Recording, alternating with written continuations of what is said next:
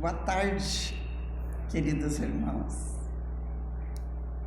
Que Jesus esteja conosco, que possamos nesses momentos de reflexão nos sentir totalmente envolvidos nessas energias que possui esta casa e com a certeza de que aquilo que viemos aqui buscar, possamos ser merecedores de receber.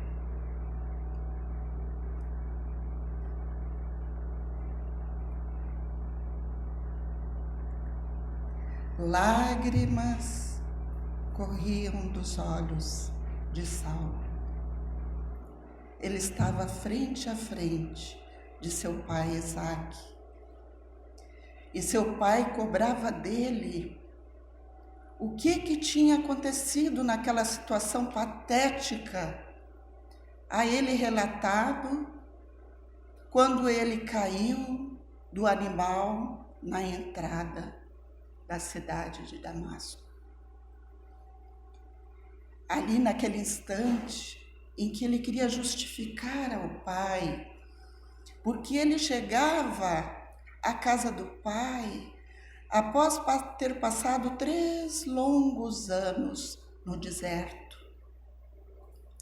Na entrada de Damasco, quando ele perdeu a visão e foi levado pelos servidores a uma pequena pensão onde Ananias, aquele que ele estava perseguindo, porque até aquele momento ele era um perseguidor dos cristãos. Quando Jesus aparece para ele, ele pergunta: "Quem sois, Senhor?" E ele diz: "Sou Jesus, a quem tu persegues." Ele diz: "Senhor, que queres que eu faça?"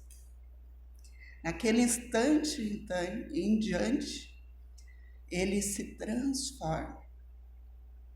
Mas para isso ele passa por um longo sofrimento, por um período de solidão, de meditação, de reflexão, onde sobreviveu sendo um tecelão de tapetes no deserto, onde ele tinha a companhia de Áquila e Prisca, 2 cristãos que o acolheram e lhe deu a ele todos aqueles primeiros ensinamentos do cristianismo.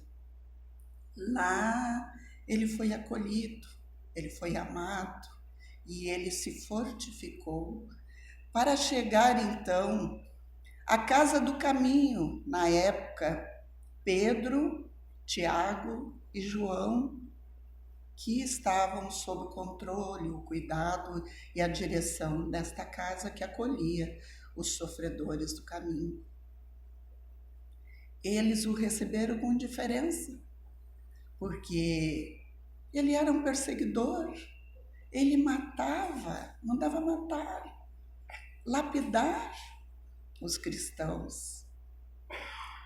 Então, ele foi sugerido por Pedro que ele seguisse, que ele não ficasse em Jerusalém, que ele seguisse, quem sabe voltasse às suas origens, a Tarso, para lá começar a pregar, então, a Boa Nova. E ele, saudoso da sua família, na esperança de fazê-los também converterem-se ao cristianismo, chega até seu pai. E seu pai o recebe de forma ríspida, dura, com aquele orgulho que os judeus tinham, porque assim era Saulo antes. Ele era orgulhoso, ele estudou com os mais conceituados mestres gregos de Tarso. Na época, as 2 cidades mais famosas eram Atenas e Tarso. E Tarso era conhecida pelos grandes mestres que tinha lá. E o pai de Saulo estava cobrando dele todo o amor, todo o afeto, todas as condições que tinha dado a ele. E ele se apresentava daquela forma. Ele estava totalmente bronzeado do deserto, mal vestido, de uma forma completamente diferente daquele Saulo orgulhoso, que estava prometido, era o futuro do Sinédrio. Gamaliel estava preparando ele para ser o novo a dirigir todo o Sinédrio, porque ele tinha essa competência. Então a decepção deles, da família de Saulo, era imensa. Mas mesmo assim, Saulo, em lágrimas, ali na frente, queria convencer seu pai de Jesus. E seu pai não aceitava. E ele, na última tentativa, explicando tudo o que houve de transformação na vida dele, ele disse: você vai fazer a escolha agora. E foi a situação mais difícil que Saulo passou na sua vida, quando seu pai, de forma dura, inflexível, olhando para ele, diz: ou este Cristo, ou a nossa família, ou eu. Saulo ainda pede a ele: meu pai, Jesus nos ama, não tem como haver divisão, nós podemos estar juntos. E ele continua inflexível. Saulo não teve escolha, teve que abandonar. Ele havia chegado doente, com fome, cansado. Tinha sido abandonado pelos irmãos de Ideal na Casa do Caminho. E ele, saindo da casa, já na parte da frente, um empregado vem correndo e alcança para ele uma bolsa, uma pequena bolsa com moedas.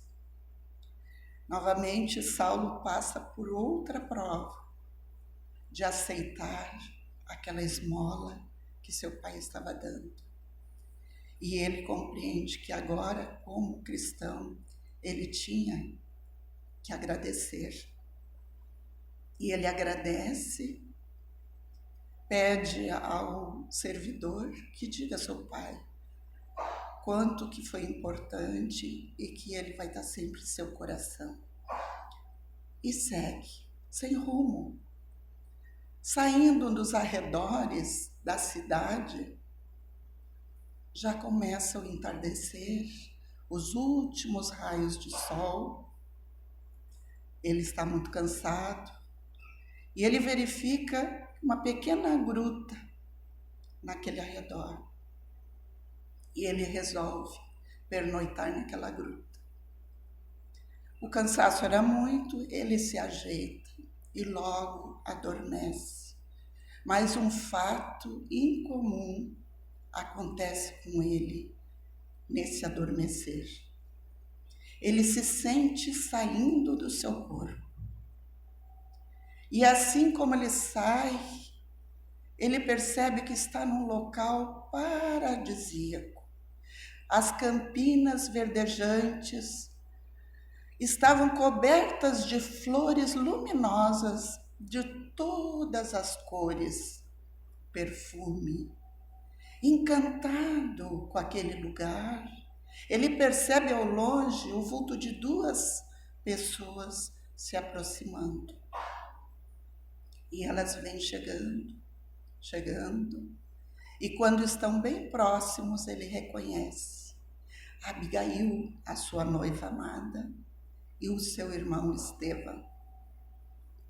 Ele cai de joelhos em pranto, sem palavras para pedir perdão, porque ele foi o causador da morte de Estevão, porque ele esteve na Casa do Caminho e prendeu Estevão, chamando a sua noiva para mostrar o feito.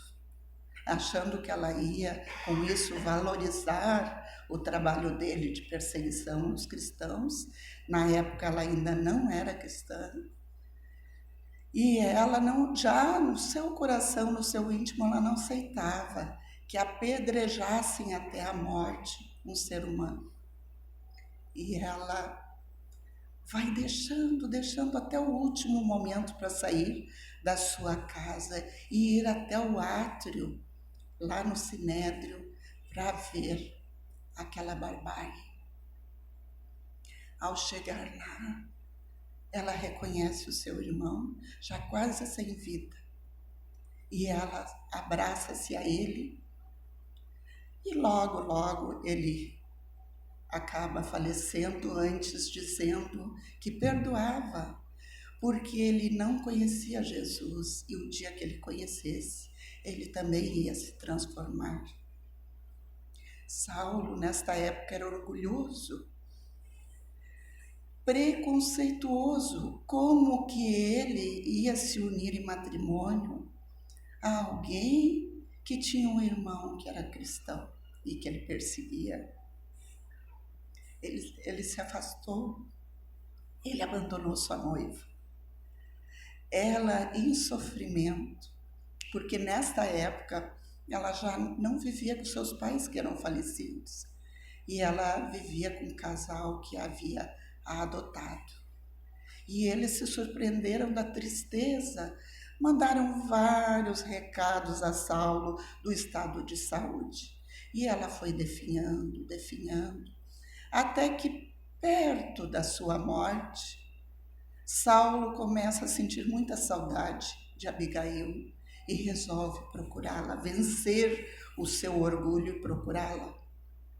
E ao chegar, ele recebe o recado dos pais adotivos, do estado de saúde dela, e de ela nunca ter falado o motivo de ela estar assim, e que eles tinham mandado tantos avisos a ele, e ele nunca tinha vindo, que eles estavam muito preocupados. E ele vai conversar com ela, e na conversa ela relata que havia conhecido Ananias, e que Ananias havia apresentado a Jesus a boa nova, e ela havia se tornado cristã. O ódio, a revolta de Saulo foi maior. E aí, no dia seguinte, Abigail falece. Ele, a partir desse instante, se torna um ferrenho, até, vamos dizer assim, um terrível perseguidor dos cristãos. Até o momento em que ele consegue do Sinédrio autorização para perseguir, ir até Damasco, porque ele soube que Ananias morava em Damasco, para prender. Ele queria exterminar com Ananias. Na entrada de Damasco, Jesus aparece para ele. Ele é colocado numa pousada, num albergue, onde os próprios servidores foram embora, abandonaram ele. 3 dias após, quem vem restituir a visão a ele? Ananias, dizendo que foi o mestre que mandou ele vir. Então, a partir daí, ele se transforma e tem tudo isso aí passou pela mente dele no período que ele estava frente a frente com o pai dele. Estamos relatando para o entendimento. Então, durante esse adormecimento, que ele enxerga Abigail, a amada, a sua amada, enxerga sorrindo para ele Estevão, e os dois vêm e o aconchegam num abraço em que ele tem um choro copioso. E Abigail olha para ele e diz: chora, Saulo, estás, por acaso, desalentado? Mas a tua tarefa está só iniciando. Saulo diz para ela: Abigail, em choro, o que fazer para alcançar tão elevada compreensão da missão de Cristo? E ela docemente, olhando para ele, diz: ama. Ele recebe aquele influxo de amor de Abigail que o preenche completamente, como se ele recebesse uma golfada de um ar puro que rejuvenesce, que revigora. Mas ele diz: como alcançar tamanha expressão de esforço com Jesus Cristo? E ela, como se tivesse uma bolsa luminosa, retira uma estrela em forma de palavra e diz a ele: trabalha, trabalha. Ele compreende, mas diz a ela: como alcançar tamanha expressão de esforço? Saulo recorda que para trabalhar, para amar, ele precisa de ajuda. Ele recorda que os seus companheiros de trabalho têm dificuldade com eles, mas ele sabe que cada um de nós tem momentos em que nós temos fraqueza, nós temos um desânimo que toma conta. Então, mesmo sabendo o valor do trabalho, do amor, que fazer quando nós estamos desalentados, desanimados? Novamente, qual se fosse uma estrela que ela tirasse dessa bolsa luminosa e colocasse para ele. Ela diz: espera, espera.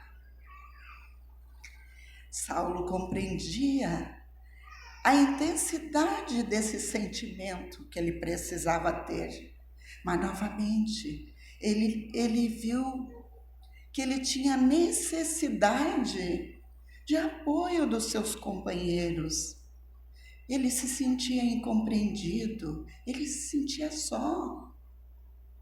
E ele argumenta para ela o que fazer. E ela novamente, qual se fosse uma estrela luminosa, retirando e dando a ele, deu a todos nós, ela diz: perdoa. Nesse instante, Saulo compreende. E assim como ele compreende, ele sente voltando ao seu corpo, indo embora, se afastando daqueles dois entes queridos e amados do seu coração, e acorda na gruta. E naquele instante que ele acorda na gruta, ele diz: nunca mais eu vou me sentir só, porque a partir de agora eu tenho 4 companheiros inseparáveis: o amor, o trabalho, a esperança e o perdão.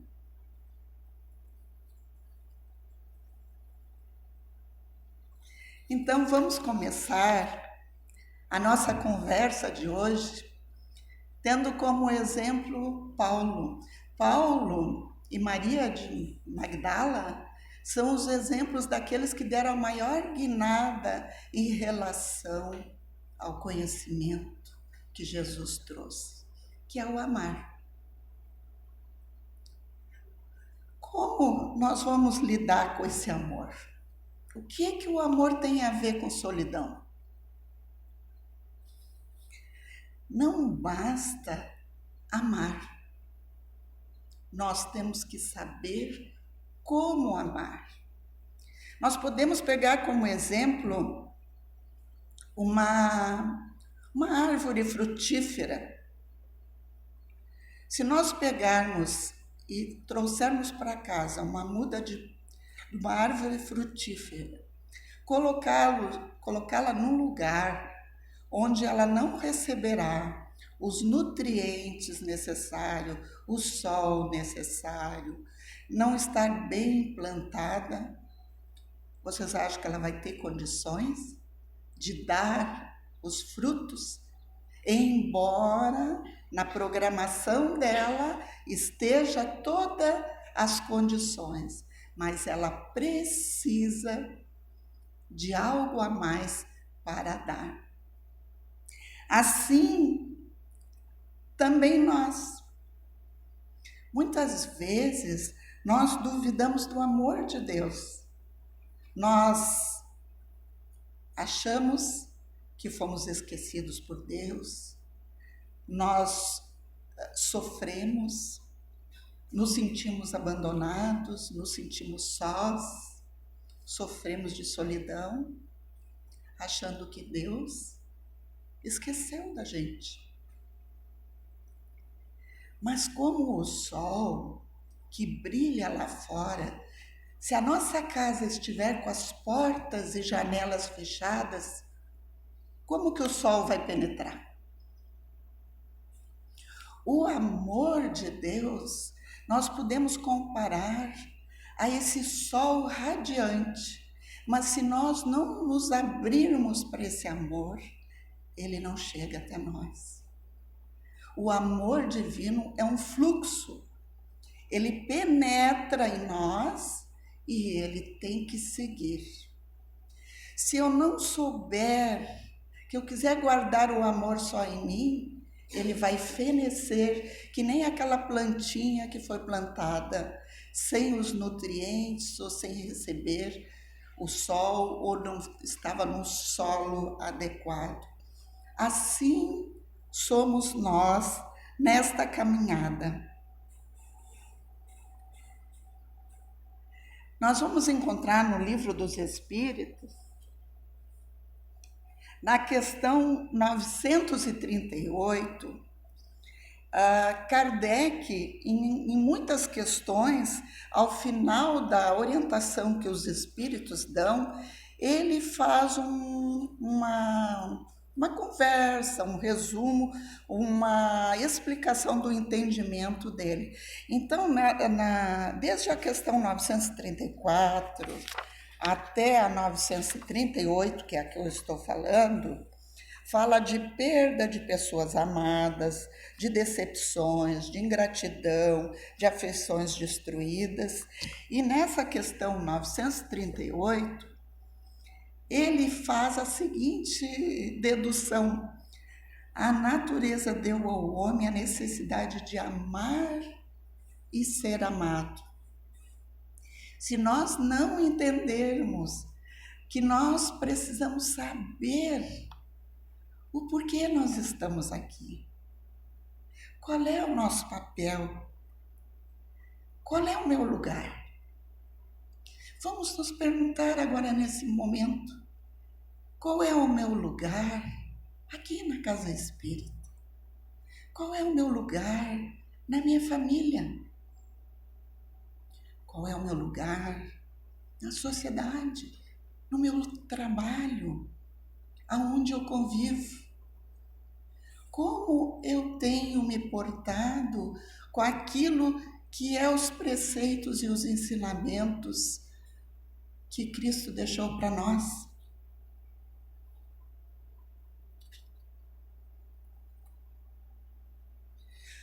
Quando nós nos preparamos para reencarnar, nós temos muitos sonhos. Mas tem uma coisa muito importante, que é: nós não encarnamos quando a gente quer, nós encarnamos quando pode. Porque quando nós vamos reencarnar, nós nos preparamos lá no plano espiritual para o convívio, para os dons, aptidões que nós vamos exercer aqui. Mas também nós precisamos nos reencontrar com aqueles do nosso convívio, para nós aparar as arestas, as dificuldades que nós tínhamos, para nessa nova existência nós acertarmos. Então, neste período da nova encarnação, nós viemos com muitas expectativas, com muitos sonhos. Nós queremos acertar, mas os espíritos nos falam que nós temos muito medo de errar novamente. E eles nos dizem que nós temos mais medo de reencarnar do que de morrer. Porque morrer nós já fizemos toda a nossa caminhada e é só prestar contas agora. Agora, encarnar, nós estamos com toda a programação para nós acertar. O convívio difícil com aquele familiar, as dificuldades que surgem de doenças que muitas vezes são provas que nós precisamos passar. Às vezes é na área profissional. Às vezes lutamos a vida inteira num padrão, lutando corretamente, trabalhando e não conseguimos sair daquilo porque é a nossa prova. Porque lá na nossa programação a gente pediu, porque se a gente tivesse tudo num certo patamar de folga, a gente não valorizaria. Então a gente vem com as dificuldades e a gente ainda não sabe trabalhar o nosso orgulho, a gente não sabe trabalhar a nossa vaidade, o nosso egoísmo. E aí a gente briga com Deus. Que nem o nosso irmão Haroldo diz, a gente faz a DR, se junta com Deus e diz: mas espera aí, tá demais, por que tudo isso comigo? Só comigo que acontece? E não é a nossa programação. No momento que a gente aceita essa programação, as coisas facilitam. Mas existe ainda a bondade de Deus que permite que do 0 aos 7 anos a gente passe por um período de adaptação. Os espíritos nos relatam que até os 7 anos é quando se consolida a nossa reencarnação. Então, nesse período, nós somos mais maleáveis, somos mais dóceis, somos mais suscetíveis aos ensinamentos. Nós não estamos, por acaso, com aqueles nossos pais. Nós não estamos, por acaso, com os nossos irmãos, com aqueles, neste período, que vão nos auxiliar. Mas também, neste período, é o período que a gente mais sofre, se magoa e se fere. E essa criança ferida, nós levamos pela vida afora. Muitas vezes nós continuamos a ser feridos até os 14 anos. Dos 14 em diante é quando nós tomamos o domínio, nós espíritos reencarnados, na nossa trajetória de vida. Mas esse período é o período que nós podemos ser educados e melhorados. Mas é o período que nós somos atingidos. Então, falando psicologicamente, nos é dito assim, que é o período que a pessoa que se diz que é tímida, tímida não é característica, timidez é defesa. Aquele que diz que é agressivo, eu sou assim, você é assim, a vida inteira, também não, também é defesa. Aquele que é passivo demais, submisso, que se faz de vítima, também são crianças feridas do passado. Joana de Ângeles nos diz no livro Plenitude que tem que ser para ontem a cura da nossa criança ferida.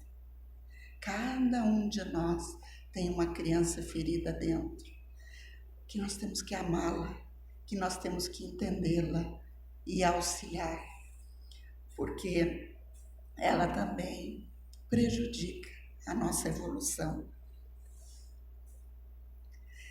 E ela também fala, no livro Plenitude, baseado nas orientações de Buda, que nós temos 3 tipos de sofrimento.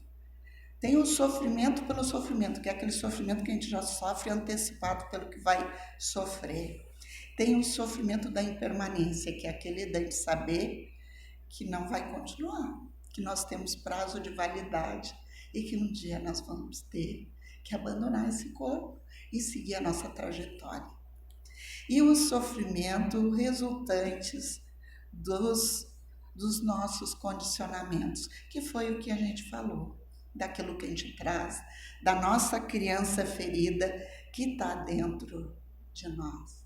Então, hoje nós queremos, falando de solidão, dizer que nós precisamos curar essa criança que está dentro de nós e que precisa muito, muito ser curada. Dentro da casa espírita, afora as palestras, ao diálogo fraterno, a todas as propostas que existem, tem aquela que é a nossa menina dos olhos. E aqui eu falo a todos os avós, aos pais, não deixem de trazer as suas crianças enquanto elas podem ter o contato com Jesus de pequenininho. Aprender que Jesus cura, que Jesus ama, que Jesus protege, incutir a fé. Isto é uma responsabilidade que a gente tem que ter.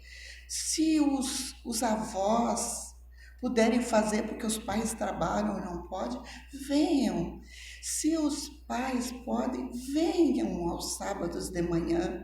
Em março começa o trabalho aqui na casa, onde não somente as crianças são orientadas, mas os pais também.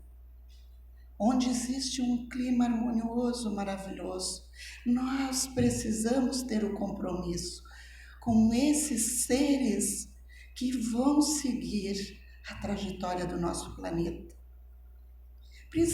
Principalmente para nós que estamos despertando com essa doutrina espírita tão esclarecedora, libertadora. Então, nós queremos colocar isso como o mais importante para combater. Vamos tratar das nossas crianças, mas vamos curar a nossa criança. Junto, vamos participar.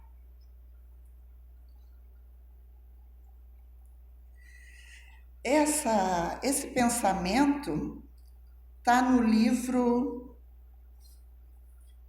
O Homem Integral, também de Joana de Ângeles, psicografado por Divaldo. Existe um capítulo específico sobre solidão. E ele fala uma coisa tão importante. Isso é Michelangelo que diz. Não, isso aqui está no livro... está aqui nesse. Concentra-te e faze como o escultor. Faz a sua obra que quer aformosear. Tira o supérfluo. Aclara o obscuro. Difunde a luz por tudo e não largues o cinzel. Nós precisamos ser esculpidos. Nós precisamos deixar que o nosso espírito seja iluminado, aclarado, aformoseado. E a doutrina espírita nos propicia esse conhecimento. Nem sempre a solidão pode ser encarada como dor ou insânia. Em muitas vezes ocasiões, períodos de preparação, tempos de crescimento, convites da vida ao amadurecimento. Esse é um pensamento de Hamed no livro As Dores da Alma. E serve também para a nossa reflexão, porque nós muitas vezes precisamos de uma certa quietude para resolver certas situações.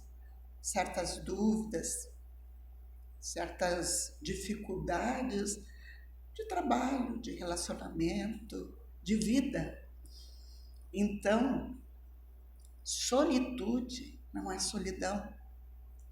Solitude é tu estar sozinho, mas tu estar preenchido do amor de Deus. Nós gostaríamos que hoje, quando saíssem daqui, vocês tivessem a certeza absoluta que estão banhados do amor de Deus. Deus não nos abandona em momento algum. E esse amor dele penetra em nós. E isso nós só não percebemos se nós não estamos ligados a ele. Nós precisamos fazer esse caminho de entendimento de que nós somos filhos deste Pai que nos ama e que nos propicia essa vida que nós estamos tendo como uma escola bendita, onde que dia a dia nós estamos trilhando o aprendizado, o nosso aperfeiçoamento e esculpindo dia a dia, retirando o nosso orgulho, retirando a nossa vaidade, o nosso egoísmo, deixando brilhar aquele nosso espírito luminoso que está abafado, escondido. Como Michelangelo dizia que ele olhava a pedra e enxergava o anjo que tinha dentro da pedra. Ele só retirava os excessos. Então, novamente, continuando, ele diz que o silêncio, o isolamento espontâneo, são muito saudáveis para o indivíduo, podendo permitir-lhe reflexão, estudo, autoaprimoramento, a revisão dos conceitos perante a vida e a paz interior. Lembrando aqui Santo Agostinho, no Evangelho, ele fala que a gente deveria sempre à noite, antes de adormecer nas nossas orações, revisar nosso dia, como é que foi. O que a gente fez de bom, vamos continuar. O que a gente fez de ruim, vamos consertar. Vamos nos disciplinar para não fazer de novo, né? E continua. Jesus, o psicoterapeuta excelente, ao sugerir o amor ao próximo como a si mesmo, após o amor a Deus como a mais importante conquista do homem, conclama-o a amar-se, valorizar-se, a conhecer-se, de modo a plenificar com o que é e o que tem, multiplicando estes recursos em implementos de vida eterna, em saudável companheirismo, sem a preocupação de receber resposta equivalente. Então, nós temos que nos doar, nós temos que nos amar, não cobrar aquilo que nós não estamos recebendo, porque amor não é moeda de troca, amor é doação, é fluxo. Deus nos envia amor e nós temos que doar amor. Cada um amadurece e entende o amor ao seu tempo. Eu não posso cobrar do meu companheiro, da minha companheira, dos meus pais, dos meus filhos, de netos, o entendimento que eu tenho, a minha caminhada individual. Cada um amadurece ao seu tempo. E o maior ensinamento que nós podemos dar aos outros é o nosso exemplo. Não é as nossas palavras, é o nosso exemplo. E continuando, que sirva hoje para nós pensarmos muito, o homem solidário jamais se encontra solitário. A solidariedade permite que o nosso coração se enriqueça, que a gente se enterneça, que nós nos coloquemos a serviço do bem. Esse também consta nesse livrinho, O Homem Integral, naquele capítulo que eu falei sobre solidão, que eu acho que é algo assim que é importante a gente refletir. E tem uma dica para a gente aqui, para a gente rever, que eu acho interessante a gente pensar. Quem sabe colar lá no nosso local de trabalho, no forno micro-ondas, geladeira, em locais. Gerar pensamentos de autoconfiança e gravá-los pela repetição. Eu sou feliz, eu amo, eu sou agradecido, eu tenho gratidão à vida. E aí vocês vão pensando tudo que tem que gerar pensamentos positivos e pela repetição, e vão estabelecendo programas de engrandecimento moral e fixá-los. O que eu gostaria de fazer que seria em melhoria da família, do meu local de trabalho, da casa espírita onde eu frequento e assim por diante, né? Corrigir aqueles hábitos viciosos de utilizar as pessoas como coisas, tendo-as como descartáveis, que muitas vezes, sem muita maldade, mas a gente se utiliza, aprender que eles têm os seus sentimentos e que a gente tem que saber lidar com isso. Valorizar as experiências e vivenciar, evitando a autocompaixão. Nós não somos pobre coitado, nenhum de nós.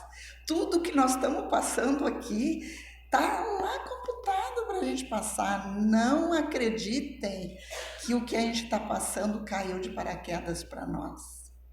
Né? Então vamos evitar a autocompaixão, a subestima pessoal, se achar inferior que os outros. Somos irmãos, somos iguais na caminhada, temos que um dar a mão para o outro, se ajudar. Né? Então, que esconde, às vezes, um mecanismo de inveja, porque eu estou me achando menos, mas eu estou, em vez de admirar aquele que caminha, eu estou com inveja daquele que conseguiu caminhar mais adiante do que eu. E vamos procurar, então, fazer técnicas, constituir técnicas valiosas para chegar a esse patamar de emoções que nos gratificam, que nos engrandecem, que nos fazem ao final do dia, puxa, hoje o dia valeu a pena.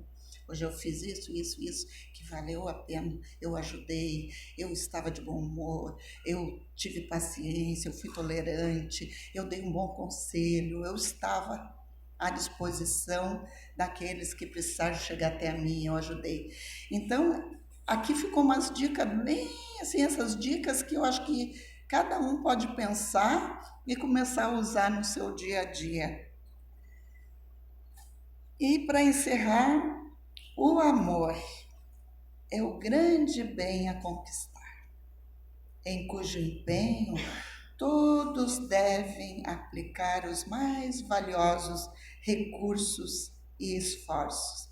Novamente, da nossa amada Joana de Ângeles, esse espírito que trouxe tanta luz, tanto esclarecimento para nós através da psicografia de Divaldo Franco. Que nós possamos hoje sair daqui com essa impressão: solidão nunca mais. Posso ter momentos de solitude, mas eu estou com Deus. Deus me banha do seu amor, e esse amor se planifica e segue banhando todos que estiverem próximos de nós.